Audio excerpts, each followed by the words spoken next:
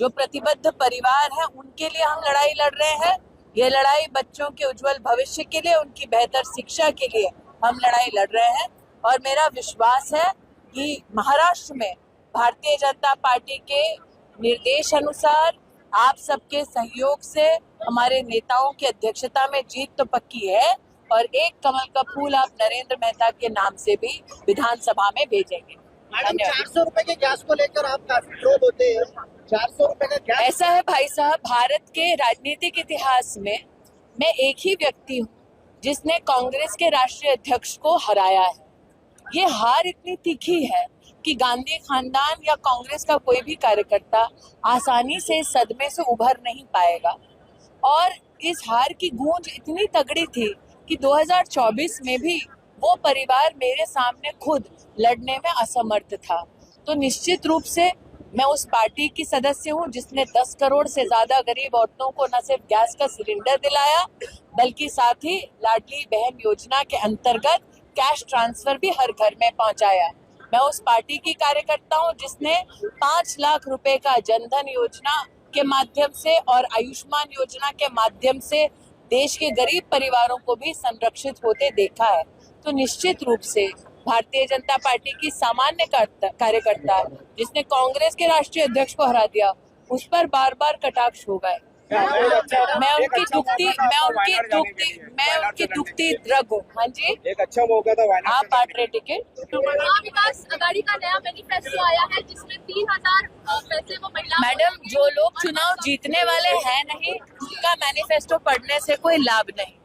ये इस गलत फहमी में जी रहे थे कि ये हरियाणा जीतेंगे। आपने हरियाणा में इनकी करारी हार को देखा। ये इस बात से प्रफुल्लित थे कि तीसरी बार भारतीय जनता पार्टी से केंद्र का चुनाव हार गए हैं। अब अगर उनको स्वयं अपनी हार का कहीं ना कहीं मूल्यांकन करना नहीं आता, अगर वो स्वयं धरती से जुड़े नहीं हैं, तो ऐसे व्यक्ति या ऐसी विचारधारा के मैनिफेस्टो को पढ़ के कोई लाभ नहीं। जब जीत नहीं रहे तो लागू करने की भी क्षमता रहेगी नहीं। साथ ही जहां जीते हैं वहां आज तक एक भी वादा उन्होंने ना पूरा किया ना इम्प्लीमेंट किया। स्मृति ईरानी जो केंद्रीय मंत्री हमारे मीरा भाईंदर प्रचार के लिए आए थे और आपने देखा होगा कि जिस तरह से जन समर्थन मिला है और स्मृति जी को सुनने आए थे। उन्होंने देश की बातें भी कही, शहर की बातें भी कही और कमल का क्यों जीतना ज़रूरी है, भाजपा का क्यों जीतना ज़रूरी है, इस बारे में लोगों से कहा। और मैं आपके माध्यम से जनता से भी यही कहूँगा कि उन्होंने जो बातें की उसको अमल करें। नेता साहब, आपने भी अपने भाषण में बताया कि पिछले वर्ष 2019 में वो आपके प्रचार के लिए नहीं आए थे, तो कहीं ना कहीं आपको उनका नुकसान उठाना पड़ा। अभी क्या कहेंगे आप? देखिए, हर एक के जीवन में लकी चार्म कुछ होता है।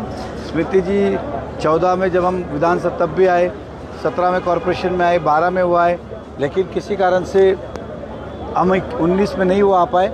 और ऐसा मैं मानता हूँ कि मेरा लकी चार्म नहीं आया, इस बार वो आए तो हमें विश्वास है कि स्मृति जी आए हैं तो हम चुनाव जीतेंगे। सर, 2019 और 2024 क्या अंतर लगता है, लोगों के अंदर क्या फर्क है? देखिए, 19 में झूठ फैलाया गया था और 24 में वो झूठ का पर्दा फाश हो चुका है। झूठ के पांव ज़्यादा दिन नहीं होते, सच ठहर सकता है, स्लो हो सकता है, लेकिन दबाया नहीं जा सकता है। और वो सच आज बाहर आया है कि मीरा भाईंदर में 5 साल में किसी भी प्रकार का विकास नहीं हुआ और जो 14 से 19 तक हमने विकास किया था, आज जनता उसको याद कर रही है और जनता को भी ऐसा लग रहा है कि 5 साल हमने इस शहर के खो दिए। अब आने वाले समय के अंदर अब कमल का बटन दबाए और विकास की राह। चुनाव जीतने के लिए मुजफ्फर हुसैन और राम हरे कृष्ण भी कह रहे हैं उनको वोट देते हैं तो सीधे सीधे कांग्रेस को वोट जाएगा।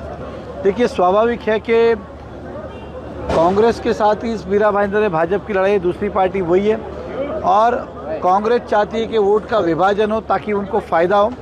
हालांकि वैसा होगा नहीं, लेकिन फिर भी हम इस शहर के वासियों से कहेंगे कि कांग्रेस के झांसे में नहीं आए, अपना वोट किसी भी इंडिपेंडेंट को नहीं दे, क्योंकि ये कांग्रेस की एक सोची समझी रणनीति और प्लान है। वोटों का बंटवारा करना, हिंदू वोट का बंटवारा करना, ये उनकी एक सोची समझी राजनीति है। इसका शिकार कोई भी इस मीरा भाईंदर का वासी ना हो, इसलिए हम कहेंगे कि सभी लोग एक तरफा भाजपा को वोट करें। चुनाव जीतने के लिए वो छत्रपति शिवाजी के वंशज बताते हैं और मंदिर में जाते हैं। हमारी लड़ाई कांग्रेस से है और वो जो मंदिर जाते वो दिखावे के लिए करते।